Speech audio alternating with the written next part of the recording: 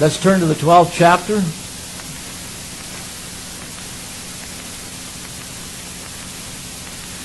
Notice the first verse. And at that time, at the time of the 45th verse, when he shall plant the tabernacle of his palace between the seas and the glorious holy mountain, shall Michael stand up.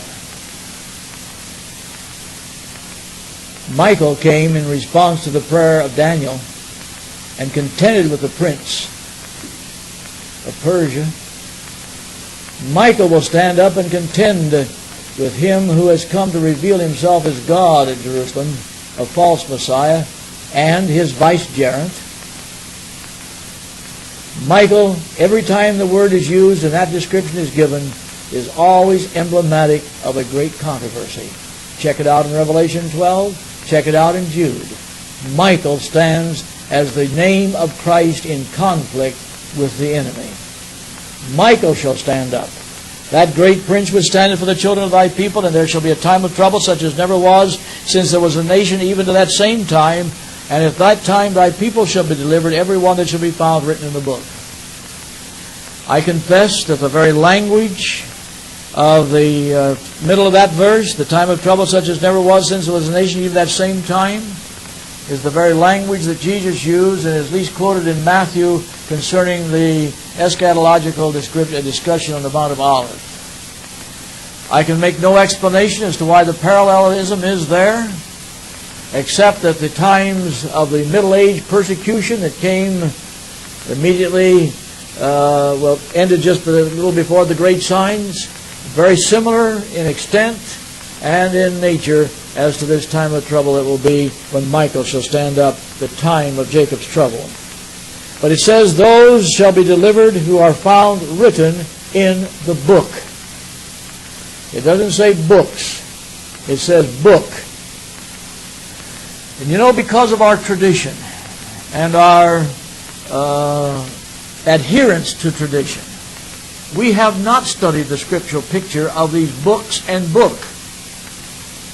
And I would like to call your attention briefly to this particular aspect of the prophecy. You'll find in Daniel 7, as we've noted before, that when the judgment is set, what's opened? Books are opened. But now it says that those that are redeemed and are victorious, that Michael comes as his saints to bring into the kingdom, their name shall be found written in the book, not books. And it's only the name, nothing else. Because there's nothing else that we can stand on, and the only reason we can stand in the name is because we have been cleansed and purified in the name of Him who is our Savior. And we need to keep that in mind. But you see, this picture doesn't stop here of the book and books. In the book of Revelation, this is amplified. Turn to Revelation 20. There, in the judgment of the great white throne, which is the final aspect of the judgment that began when the Ancient of Days did sit, it says there in the 12th verse, and I saw the dead, small and great, stand before God. Dead, standing before God? Yes. Those that are not redeemed in the first resurrection are spoken of in Revelation as the dead. They have no life in them. They have no hope of life. They are dead. Even though they've been resurrected in the second resurrection, they're still considered as dead. Notice now it says, I saw the dead, small and great, stand before God, and the books were opened. In Daniel 8, in Daniel 7, the books were opened. And another book, singular, was opened, which is the book of life. The dead were judged out of those things which were written in the books according to their works. If you want to be judged according to your works, you'll come up in the second resurrection. I don't want to be judged according to my works. For I have no works that merit eternal redemption. My righteousness ascendeth not, or even comes near the righteousness of God, by which is the standard.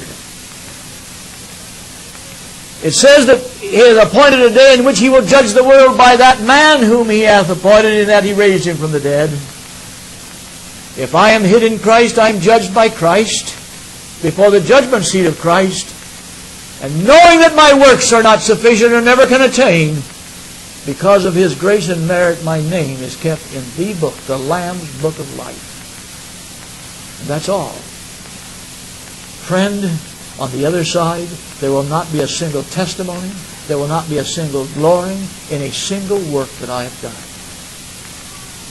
We will. Worthy is the Lamb. Great and marvelous are thy ways, thou King of saints. There's not going to be no plaques in heaven for this individual and all the writing down of all the things that he did, the great things that he did. No, there's only going to be one emblem there. And that'll be Christ with His blood pierced and with His nail-pierced hand. And that's all. We need to realize that and recognize that. It's the dead that are judged according to the works found in the books. Those works were never blotted out in the investigative judgment. They're still retained, and they've got to answer for them. And what happens to them? They cease to be. But those whose works are blotted out, and what value is a blotted out work?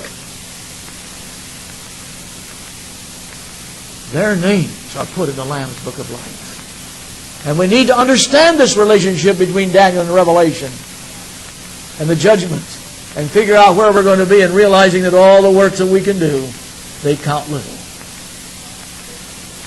Jesus Himself told those individuals that wanted to know what the work of God was. What are the works of God that we might do His works? What does God require? Jesus said, "This is the work of God, that ye believe on Him whom He has sent." And that's the only basis. Now let's go back here to the 12th chapter. "And at that time thy people shall be delivered, every one that shall be found written in the book. And many of them that sleep in the dust of the earth shall arise, some to everlasting life, and some to shame and everlasting contempt. And they that be wise shall shine as the brightness of His firmament, and they that turn many to righteousness as the stars forever and ever." It says, many of them that sleep in the dust of the earth shall arise. You and I know some of them, but it says many. It speaks to those that shall be the wise shall shine at that time in the brightness of the firmament, and they that turn many to righteousness as stars forever and ever. If you go back in the 11th chapter, it speaks of these wise. Over here in the 33rd and 34th verses of, 35th verses of Daniel 11. "And they that understand among the people shall instruct many." And if you'll notice your margin on wise in the 3rd verse of the 12th chapter, it says teachers. "And they that understand among the people shall instruct many, yet they shall fall by the sword, and by flame, by captivity, and by spoil days. Now when they shall fall, they shall be helping with little help, but many shall cleave to them with flatteries. And some of them of understanding shall fall, to try them and to purge and to make them white, even to the time of the end, because it is yet for a time appointed." You notice here it doesn't talk about the persecutions of a specific time. It just says for a time. God's ones that were wise died both under the pagan and the papal. And so you have a full picture. "Now Daniel was told to shut up the words and seal the book to the time of the end. Many shall run to and fro, and knowledge shall be increased. Then I, Daniel, looked, and behold, there stood other two, the one on this side of the bank of the river, and the other on the other side of the bank of the river." It's still the same vision, the same place of the 10th chapter. "And I heard the man clothed in linen, which was upon the waters of the river, when he held up his right hand and his left hand unto heaven, and sware by Him that liveth forever and ever, that it shall be for a time, times and a half, and when he shall have accomplished to scatter the power of the holy people, all these things shall be finished." Here is the first mention of that prophecy, or the time period of Daniel 7:25. It was not mentioned in the 11th chapter. "And now he that sweareth says that when this time period shall end, a time, times, and a half a times that shall be accomplished, to scatter the power of the holy people, all these things shall be finished. And this is the very setting of Daniel 7. Because you find there in the prophecy and in the explanation, back there in Daniel 7, in verses 21 and 22 of the prophecy, I beheld the same horn made war with the saints, and prevailed against them until the Ancient of Days came, and the judgment was given to the saints of the Most High, and the time came that the saints possessed the kingdom. There you have a succession of time. The Ancient of Days came, the judgment was rendered in their behalf, and the time came that they possessed the kingdom. Then when you come down to the 25th verse, where it speaks of until a time, and times, and the dividing of times, but the judgment shall sit, and they shall take away his dominion to consume and destroy it unto the end.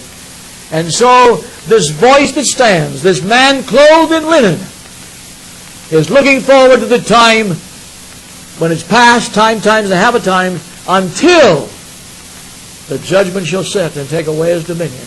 For as the man clothed in linen, he's going to make the final intercession for his people. Clothed in linen, remember, is the high priestly ministry. He appears at the beginning of this vision as a man clothed in linen, directing the attention of anyone who will study that the great focus of heaven, and should be the focus of all time, is upon the judgment. The hour of his judgment is come upon the 2300 days, their fulfillment, and the sanctuary truth. In other words, the very thing committed to this people, which we have betrayed.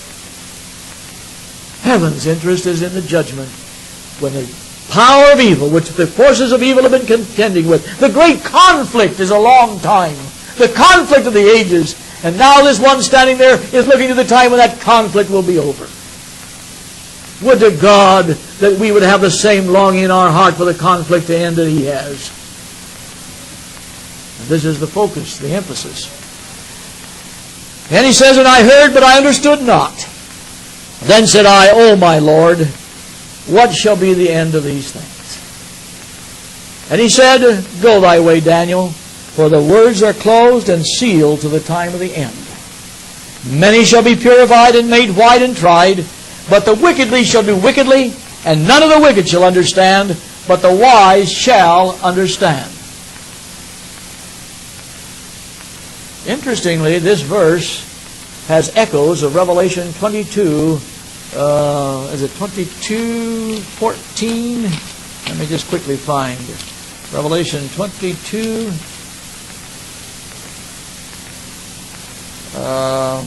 11. He that is unjust, let him be unjust still. He that is filthy, let him be filthy still. He that is righteous, let him be righteous still. He that is holy, let him be holy still. In other words, the wicked shall do wickedly. No change. Character is set. Definitely then a close of probation. All things are put together. Now we come to a very, very interesting part of this chapter. And let's take a look at it and honestly view it. And from the time that the daily sacrifice shall be taken away, and the abomination that maketh desolate set up, there shall be 1,290 days. Blessed is he that waiteth and cometh to the 1,330 days. But go thy way till the end be, for thou shalt rest and stand in thy lot at the end of the days. The days that are mentioned that he will stand in his lot at the end of is the end of the 1,335 days. That's the last figure that's given there. Now we come to a problem. Is this literal time or is this prophetic time? Well, the very fact that you begin the vision and Gabriel says, I'm going to tell you the truth, and he starts out very literally, and the whole thing has been literal thus far, and we're down at the time of the close of probation, and we're touching the very last things, it cannot be prophetic time. I do not expect, after probation's hour closes, to see another 1,335 years. But now there's something to think about here. There's two ways that we can look at this. We can see in this, if it's literal time and is carried out as indicated here, that this can be fulfilled at the time of the fulfillment of Daniel 11:45, when he plants the tabernacle of his palace between the seas and the glorious holy mountain.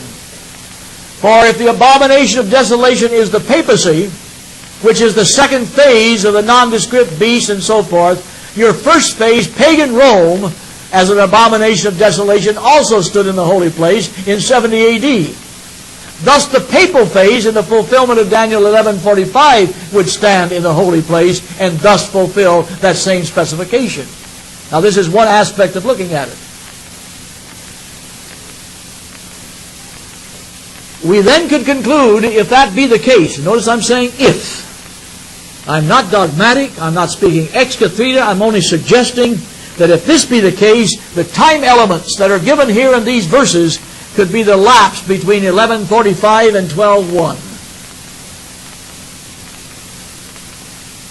But interestingly, there's another aspect or another way to look at this. Nowhere, and I emphasize again, nowhere in the book of Revelation do you have the 1335 or the 1290 listed or spoken of. It's not in the book of Revelation. And when I turn to the first verse of the book of Revelation, I read a condition in that verse that governs the prophecies of that book. Turn with me to Revelation 1:1.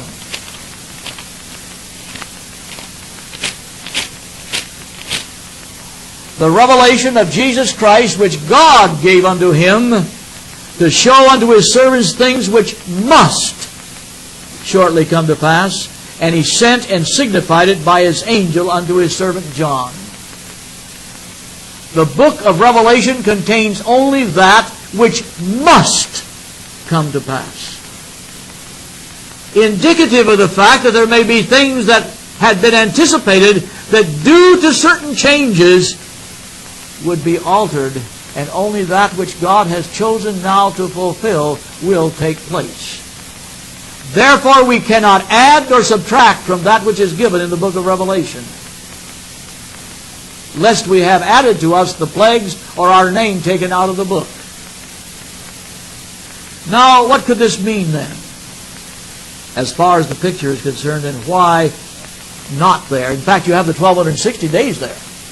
You have it repeated in 42 months and so forth. You have that there. And you have the 2300 days there in the experience of the Revelation, the 10th chapter. In the open book. The eating of it. Sweet in the mouth, bitter in the stomach. That's all there. But the 1290 and the 1335 are not there. But in its place, there are some very interesting time aspects.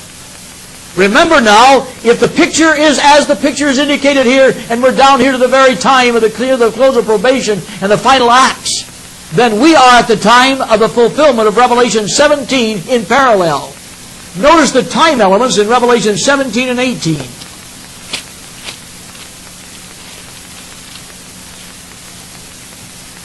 Revelation, the 17th chapter and the 12th verse. And the 10 horns which thou sawest are 10 kings which have received no kingdom as yet, but receive power as kings 1 hour with the beast. An hour, in contrast with the day, is a much restricted and limited period of time. Furthermore, in the 18th chapter, we find in the 10th verse where the merchants of the earth and the kings of the earth that have committed fornication with this woman, standing afar off for the fear of her torment, saying, Alas, alas, that great city Babylon, that mighty city, for in 1 hour is thy judgment come. Again, the emphasis on 1 hour, a very brief, limited period of time. Far less than 1290 and 1335 days. How can there be a justification of an alteration if one looks at it that way? God promised to cut His work short in righteousness. A short work will He make on the earth.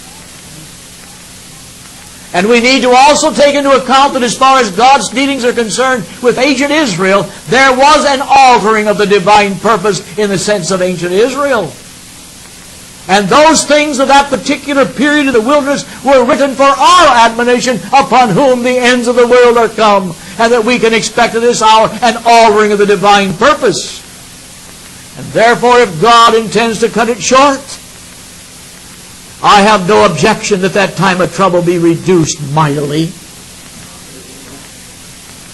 And I thank God for His love in such a reduction, if that be the case. But I can see in all of this a very interesting play and counterplay as far as the events with Jerusalem are concerned. If He places the abomination of desolation in the holy place, whether it be rebuilt, whether it be in a rebuilt temple on the Temple Mount, or there at the Mosque of the Muslims, that sacrilege may create a reaction.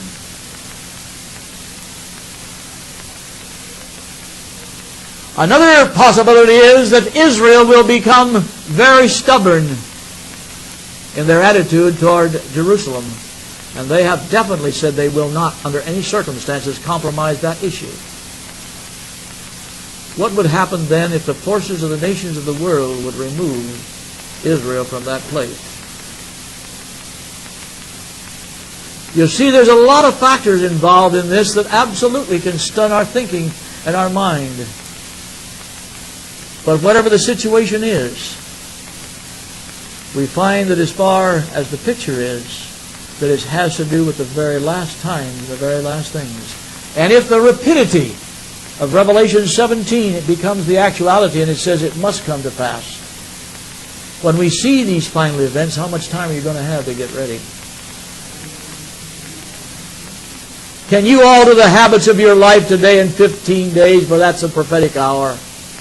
Can you change your whole thing in that period of time and so be on the right side of the close of probation? That which is being done must be done now and not wait till some future time. We must now bring ourselves into harmony with God's will and purpose. May God help us to do so and understand.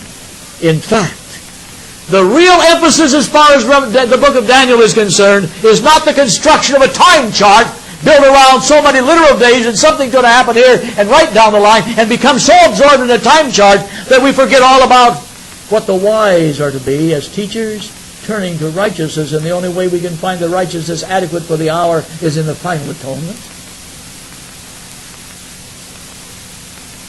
Our minds need to be directed to this understanding and meaning of what the final atonement is all about.